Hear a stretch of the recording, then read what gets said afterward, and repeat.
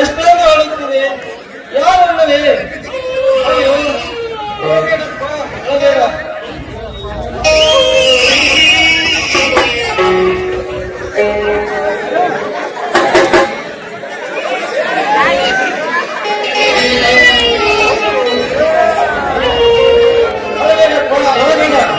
ನಾನು ನಿನ್ನನ್ನು ಜೋಪಾನ ಮಾಡುತ್ತೇನೆ. ಅಯ್ಯೋ ಭಾರತ ಮಾತೆ ಎಂತ ಮಕ್ಕಳಿಗೆ ಜನ್ಮ ಕೊಟ್ಟೆಯಮ್ಮ.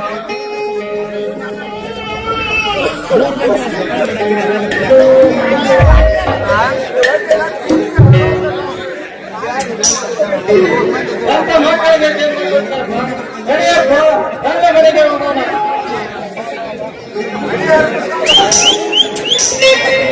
ಧರ್ಮದ ಹುಲಿಯಾಗಿ ಕೇಸರಿ ತರ ಸಾಕಿ ನಿನ್ನನ್ನು ನಾನು ಜೋಪಾನ ಮಾಡುತ್ತೇನೆ. ನಡೆಯಕಂದ ಈಗಿನಿಂದ ಮಣೇಶ್ವರಪ್ಪನ ಮಗ ಅಲ್ಲ, ಆ ದೇವರ ಕಟ್ಟ ಹೊರಪ್ರಸಾದ ಎಂದು ನಾನು ನಿನ್ನನ್ನು ಜೋಪಾನ ಮಾಡುತ್ತೇನೆ.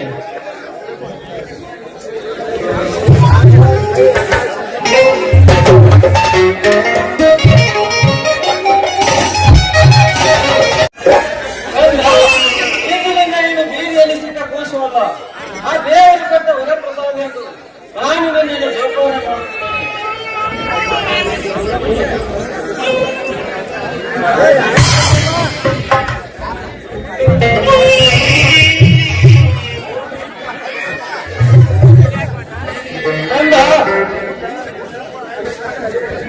ಇಂಥ ಕೆಟ್ಟ ಸಮಾಜದಲ್ಲಿ ಕೆಟ್ಟ ಮೃಗದ ಬಾಯಿಗೆ ಹುಟ್ಟಿದೆ ನನಗೆ.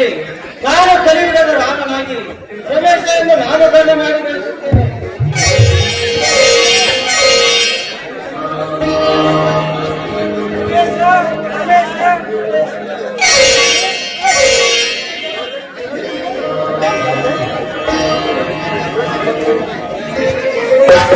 ಧರ್ಮದ ಪೂಜೆಗೆ ಧರ್ಮದ ತುಟ್ಟಿಲು 25 ವರ್ಷಗಳ ನಂತರ ಶಿವಪ್ಪನ ಮನೆಯಲ್ಲಿ ಬೆಳೆದು ಇವನೇ ಒಬ್ಬ ನಾಯಕನಾಗಿ ಈ ನಾಟಕದಲ್ಲಿ ವೇದಿಕೆ ಮೇಲೆ ಆಗಮಿಸುತ್ತಿದ್ದಾನೆ. ಜೈ ಹಿಂದ್, ಜೈ ಕರ್ನಾಟಕ.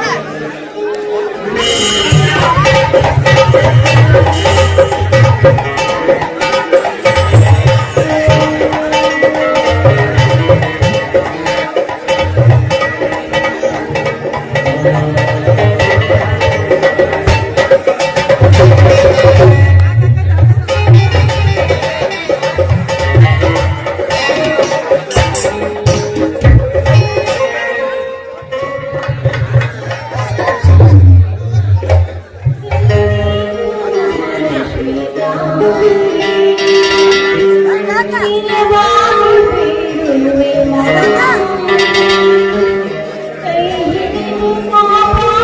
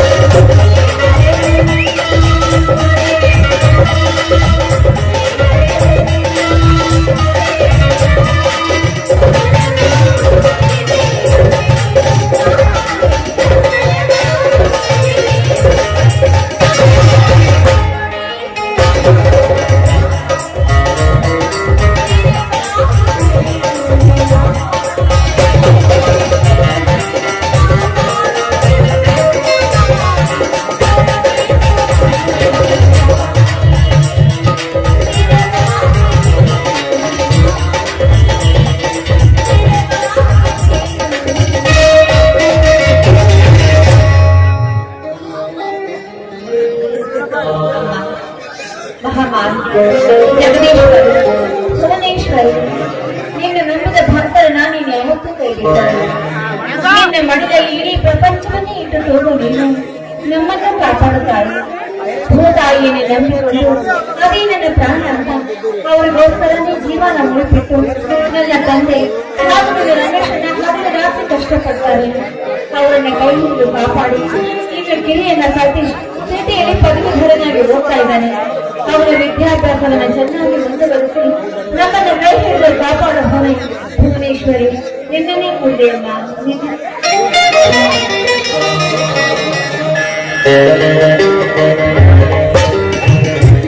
ನಮ್ಮ ಮಗಳೇ ಸರಿತಾ, ಇನ್ನು ನಿನ್ನ ಪೂಜೆ ಮೊದಲೇನಮ್ಮ?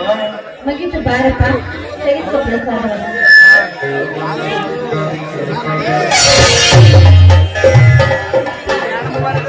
ಹಾಗೆ ಏನ್ ಇಷ್ಟೊತ್ತಾದ್ರೂ ರಮೇಶನ್ನ ಬರ್ಲಿಲ್ವಲ್ಲ?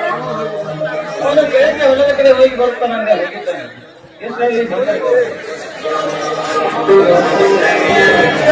ಅಪ್ಪ, ನೀವನ್ನೋ ಮಾತು ನಿಜಾನೇ. ನಾವು ನಿಜವಾಗ್ಲೂ ಅಂಥ ಅಣ್ಣನ ಪಡೆಯಲು ನೀನಂಥ ಮಗನ ಪಡೆಯಲು ಪುಣ್ಯ ಮಾಡಿರ್ಬೇಕು ಅಲ್ವೇನಪ್ಪ? ಅದು ನೆನ್ಸರ್ಸಲೆ ಅಣ್ಣ ಬಂದೇ ಬಿಟ್ಟ.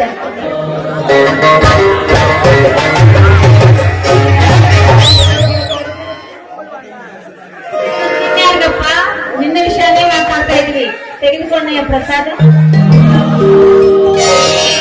ಶುರುವಾಗಿ ಬಾಳ ಅಣ್ಣ, 100 ವರ್ಷ ಅಷ್ಟೇ ಇಲ್ಲ, 1000 ವರ್ಷ ಜನಿಸಿ ಬಂದ್ರು ನಿನ್ನ ತಂಗಿಯಾಗಿ ಹುಟ್ಟಬೇಕೆಂಬುದೇ ನನ್ನ ಆಸೆ.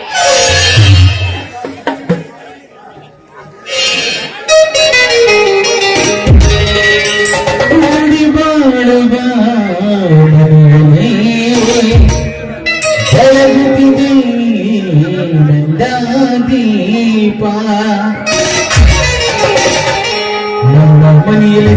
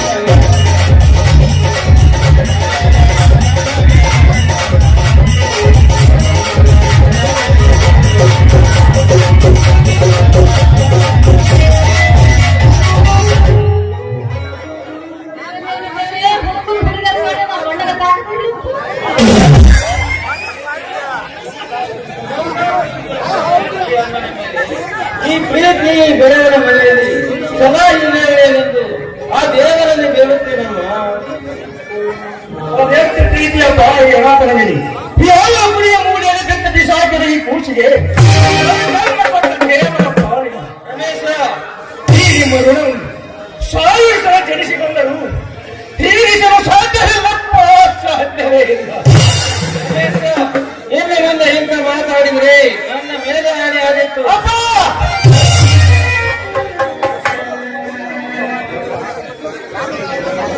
ಹೌದಪ್ಪ, ಆ ದೇವರ ಸಾಕ್ಷಿಯಾಗಿ ಹೇಳುವುದಪ್ಪ, ನೀವು ನನ್ನ ಪಾಲಿನ ದೇವರಪ್ಪ, ದೇವರು. ರಕ್ತ ಸಂಬಂಧವಿಲ್ಲದ ಸತೀಶನನ್ನು ನಿನ್ನ ಸ್ವಂತ ತಮ್ಮನಿಗಿಂತ ಹೆಚ್ಚಾಗಿ ನೋಡುತ್ತೀಯ. ಅದು ಅಲ್ಲದೆ ಅವನಿಗೆ ವಿದ್ಯಾದಾನ ಮಾಡಿದ ದೇವರಪ್ಪ, ದೇವರು. ಅದು ನನ್ನ ಕರ್ತವ್ಯಪ್ಪ. ನನ್ನ ತಮ್ಮ ಹೋಗಿ ಎಲ್ಲರ ನೋವಾಗಿ ದೊಡ್ಡ ಸಾಯವಾಗಬೇಕು. ಅವನಿಗೆ ಎಷ್ಟೇ ಹಣ ಖರ್ಚವಾದರೂ ಸರಿ, ನನ್ನ ಪ್ರಾಣ ಒತ್ತಿ ಇಟ್ಟಾದರೂ ಅವನನ್ನು ಓದಿಸುತ್ತೇನೆ. ಮರತೆ ಬಿಟ್ಟಿದ್ಯಪ್ಪ. ಹತ್ತಿಯ ಹಣ 10,000 ಬಂದಿದೆ. ಮೊದಲು ಹೋಗಿ ಆ ಸೊಕ್ಕಿನ ಶ್ರೀಮಂತ ಧರ್ಮರಾಜನ ಹಣ ಕೊಟ್ಟು ನಮ್ಮ ಹೊಲ ಒತ್ತಿ ಕೊಟ್ಟವನು ಇಸಿದುಕೊಂಡು ಬನ್ನಿ.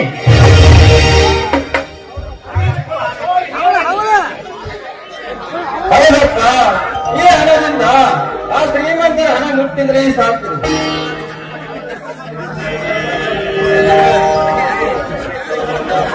ಅದೆಲ್ಲ ಶ್ರೀಮಂತನ ಸಹವಾಸ ಇನ್ನು ಮುಂದೆ ಯಾವತ್ತೂ ಮಾಡಬೇಡಪ್ಪ, ಮಾಡಬೇಡ. ಅಂತರ ಸಹವಾಸವೆಂದರೆ ಮನೆಯಲ್ಲಿ ಕೆಂಡು ಇಟ್ಟುಕೊಂಡಂತೆ. ಹೌದಣ್ಣ, ಅಪ್ಪ ಹೇಳಿ ಮಾತು ಸತ್ಯ ಇದೆ. ದುಷ್ಟರನ್ನ ಕಂಡ್ರೆ ದೂರ ಇರ್ಬೇಕಂತೆ. ಇನ್ಮೇಲೆ ಅವ್ರ ಸವಾಸ ನನಗೆ ಬೇಡ. ಆಯ್ತಮ್ಮ, ನಾನು ಬಯಸುವುದು ಅದೇ. ಆ ದುಷ್ಟ ಸೂರ್ಯ ಮಕ್ಕಳಿಂದ ಹಲವಾರು ಕಷ್ಟಪಟ್ಟಿದ್ದೇವೆ. ಅವರ ಪರಿಹಾರ ಇಂದು ಒದಗಿ ಬಂದಿದೆ. ಈ ಹಣ ಕೊಟ್ಟ ಮೇಲೆ ನೋಡು ಆ ಶ್ರೀಮಂತರ ಆಟವನ್ನು.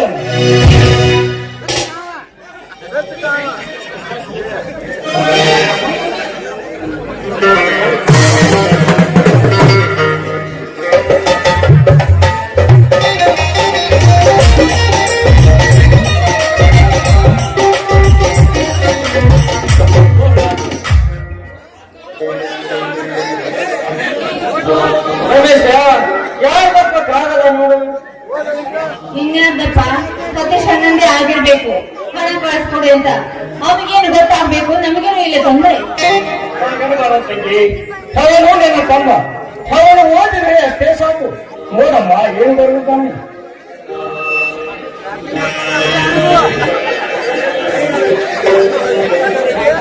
ಪೂಜ್ಯ ತಂದೆಯವರಿಗೆ ನಿಮ್ಮ ಮಗ ಸತೀಶ್ ಮಾಡುವ ಶಿರಸಾಷ್ಟಾಂಗ ನಮಸ್ಕಾರಗಳು. ನಾನು ಚೆನ್ನಾಗಿದ್ದೇನೆ. ನನ್ನ ಪರೀಕ್ಷೆ ಕೂಡ ಚೆನ್ನಾಗಿ ಬರೆದಿದ್ದೇನೆ. ಈಗ ಪತ್ರ ಬರೆಯಲು ಕಾರಣ ಏನಂದ್ರೆ ನನಗೆ ಅರ್ಜೆಂಟ್ ಆಗಿ 10,000 ಹಣ ಬೇಕು. ಬೇಗ ಕಳಿಸಿಕೊಡಿ. ನಿಮ್ಮ ಮಗ ಸತೀಶ್. ಅಪ್ಪ, ಅವನಿ ಶ್ರೀಮಂತರಿಗೆ ಕೈ ಮುಗಿದು ಕೇಳಿಕೊಂಡರೆ ನಾವು ತಮ್ಮನಿಗೆ ಹಣ ಕಳಿಸೋಣ. ನಿಂತ್ಕೊಳ್ಳೋಣ. ನಮ್ಮನ್ನ ಕಂಡ್ರೆ ಕೆಂಡ ಕಾರು ಆಸೋಕಾರ ಹಣ ಕೊಡ್ತಾನೆ. ಒಂದು ವೇಳೆ ಕೊಟ್ಟು ಆ ಹಣದ ನೆಪದಲ್ಲಿ ಇರು ನಮ್ಮ ಹೊಲವನ್ನ ನುಂಗಿ ಹೋಗೋದು. ಹೌದಪ್ಪ, ಹೌದಪ್ಪ, ಶ್ರೀಮಂತರ ಎದುರು ಹಾಕಿಕೊಂಡು ಬದುಕುವುದೆಂದರೆ ಅದರಲ್ಲಿ ಬೆಂಕಿ ಇಟ್ಟುಕೊಂಡಿರ್ತಪ್ಪ. ಅದಕ್ಕೂ ಮೊದಲು ಆ ಹಣವನ್ನು ಶ್ರೀಮಂತರಿಗೆ ಕೊಟ್ಟರಾಯ್ತು. ನಡೆಯಪ್ಪ, ಹೇಳಪ್ಪ, ಇಲ್ಲಿವರೆಗೆ ಕಲಿಸಿದ ವಿದ್ಯೆ ಹಾಳಾಗುತ್ತದೆ. ಮೊದಲು ತಮ್ಮನಿಗೆ ಹಣ ಕಳಿಸುವುದು ಒಳ್ಳೆಯದು. ಎಂತ ಹುಚ್ಚಪ್ಪ ನಿಂದು. ತಮ್ಮನೆಂದರೆ ತಮ್ಮನೆಂದರೆ ನಿನ್ನ ಪ್ರಾಣಕ್ಕಿಂತ ಹೆಚ್ಚಾಗಿ ಪ್ರೀತಿಸುವ ನಿನಗೆ ನಾವು ಅವನೇನು ಮಾಡುವನು. ಅವನು ಕೇಳಿದ ಹಾಗೆ ಹಣ ಕಳಿಸಿದರೆ ಮುಂದೆ ನಿನ್ನ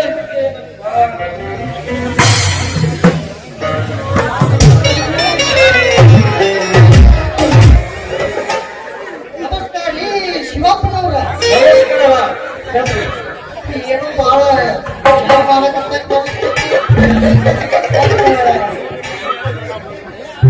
ಗಿಡ ಏನಾದ್ರು ಇಲ್ಲ ಸರಿ, ನಿಮ್ಮ ಸಹಕಾರದ ಬಗ್ಗೆ ವಿಚಾರ ಮಾಡ್ತಾ ಕೂತಿದ್ದೇವೆ.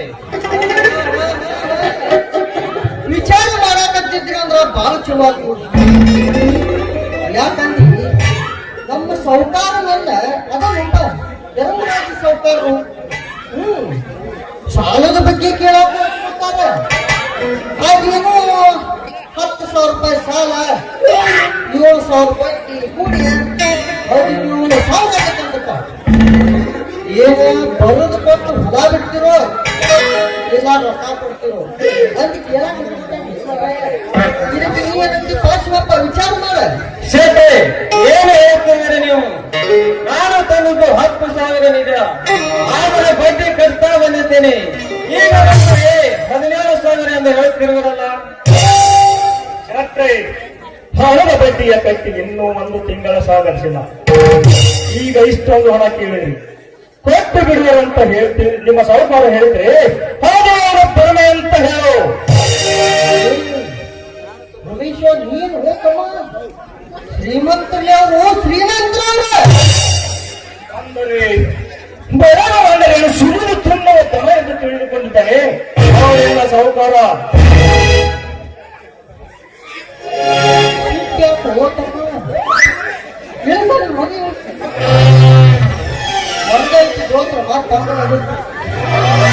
ಹಂಗಪ್ಪ ನೋಡ್ಪ ತುಂಬ ರೊಕ್ಕ ಕೊಡ್ತಿದ್ದೀರ ರೊಕ್ಕ ಕೊಡಿ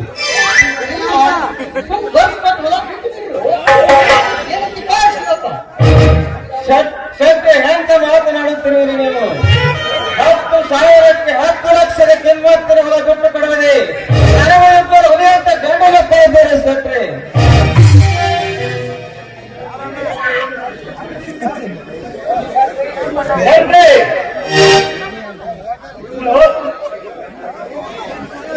ನಿಮ್ಮ ಜೊತೆ ಏನು ಮಾತು? ನಾವೇ ಬಂದು ಭೇಟಿಯಾಗುತ್ತೇವೆ ಅವನಿನ್ನ ಸಾಹುಕಾರನಿಗೆ.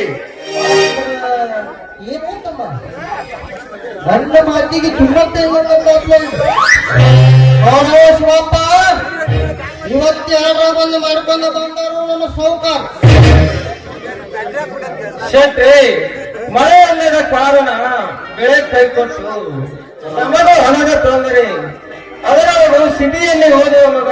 ಹೀಗಾಗಿ ಅಂದ್ರೆ ನಮ್ಮ ಸಾಹುಕಾರ ಸಾಲಕ್ಕಿಂತ ನಿನ್ನ ಮಗನು ಓದ ಹೆಚ್ಚಾಗ್ತಮ್ಮ ನಿನಗೆ. ಶೆಟ್ಟಿ, ನಮ್ಮ ಮನೆ ವಿಷಯ ನಿಮಗೆ ಯಾಕೆ ಹೇಳ್ತೀವಲ್ಲ, ನಾನೇ ಬಂದು ಭೇಟಿಯಾಗುತ್ತೇನೆ ಅಂತ. ಕತ್ತಿಗೆ ಲತ್ತೆ ಪಟ್ಟೆ ಅನ್ನೋ ಹಾಗೆ ಇಂಥವ್ರು ಹೇಗೆ ಅರ್ಥ ಆಗ್ಬೇಕು? ಬಡವರ ತೊಂದ್ರೆ ಏನು ಅಂದ್ರೆ ತಂಗಿ ಗೊತ್ತಿಲ್ಲ ನನಗೆ ಕತ್ತಿ ಅಂದಿಲ್ಲ. ನೋಡಿ ಶಿವಪ್ಪ, ನಿಮ್ಮ ಮನೆಗೆ ನಾವೇನು ಭಿಕ್ಷುಕ ಬಂದಿಲ್ಲ, ರೊಕ್ಕ ಹಣ ವಸೂಲಿಗೆ ಬಂದಿದೆ. ಇಷ್ಟೆಲ್ಲ ನೀನು ಸೊಕ್ಕಿನ ಮಕ್ಕಳು ಇರುವಾಗ ಸೊಕ್ಕು ಬರಲು ಯಾವ ಶ್ರೀಮಂತ ನಾಯಿಗಳ ಕೈ ಕೆಳಗೆ ಬೀಸುವ ಅನ್ನ ತಿಂದು ಸೊಕ್ಕು ಬಂದಿಲ್ಲ. ಶ್ರಮಪಟ್ಟು ದುಡಿಯುತ್ತೇವೆ ಈ ಭೂಮಿ ತಾಯಿ ಮಕ್ಕಳಾಗಿ ಊಟ ಮಾಡುತ್ತೇವೆ. ಅಂದ್ರೆ ನೀನು ದೇವತಮ್ಮ ಆಕಿ ಕತ್ತಿ ಅಂದ್ರು ನೀನು ನಾಯಿ ಅಂದಿ. ನಾನೇನು ಶ್ರೀಮಂತ ಕೈಯಾಗ ನಾಯಿ ಮಾಡಿದೆಯಪ್ಪ. ಇವತ್ತು ನನಗೆ ಅವಮಾನದ ಮಾತು ಮಾತಾಡಿದೆಯಲ್ಲ, ಈ ಶೆಟ್ಟಿಗೆ ಅವಮಾನ ಯಾವ್ದು ಜಾಗದಾಗ ಒಂದು ಕ್ಷಣ ನಿಲ್ಲಂಗಲ್ಲ. ಈ ಶೆಟ್ಟಿ ಮನಸ್ಸು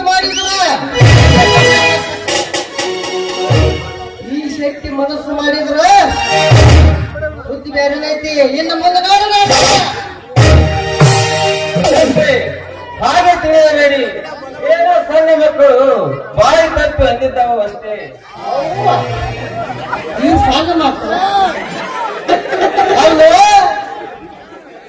ರಾಜ ಹಾಡು ವಯಸ್ಸಿನಾಗ ಲವ್ ಲವ್ ಲವ್ ಅಂತ ಇವು ಸಣ್ಣವ್ರ ಆಶೀರ್ವಾದ ನನಗೆ ಮಾಡೋ ಕ್ಷಣ ಜಾಗದ ಕ್ಷಣ ನಿಲ್ಲಂಗಿಲ್ಲ. ಹೋಗ್ರಿ ಹೋಗು, ನಿಮ್ಮಂತ ದೊಡ್ಡ ಬೆದರಿಕೆಗೆ ಎದುರ ದಂಡು ನಾನಲ್ಲ. ಹೇಳ್ತೀಯಲ್ಲ, ಬಿಡ್ತೇನೆ. ಏ ತಮ್ಮ, ನಾ ಯಾರು? ಮಲ್ಲಪ್ಪ ಶೆಟ್ಟಿ ಅಂದ್ರೆ ಹಿಂದೆ ಕಿತ್ತೂರು ಸಂಸ್ಥಾನ ಹಾಳು ಮಾಡಿದ್ದಲ್ಲ, ಆ ಮಲ್ಲಪ್ಪ ಶೆಟ್ಟಿ ಕಾಸ ಕಾಸ ಕಾಸ ನಮ್ಮ ದೊಡ್ಡಪ್ಪನ ಮಗ. ಅಂದ್ರೆ ನಾನು ಅವ್ನು ತಮ್ಮ ಈ ಮಲ್ಲಪ್ಪ ಶಕ್ತಿನ ಇದ್ರ ಹಾಕೋದು ಒಂದ ಮತ್ತು ನಿಮ್ಮ ಮನೆಗೆ ನೀವ ಬೆಂಕಿ ಇಟ್ಕೋದು ಬಂದ.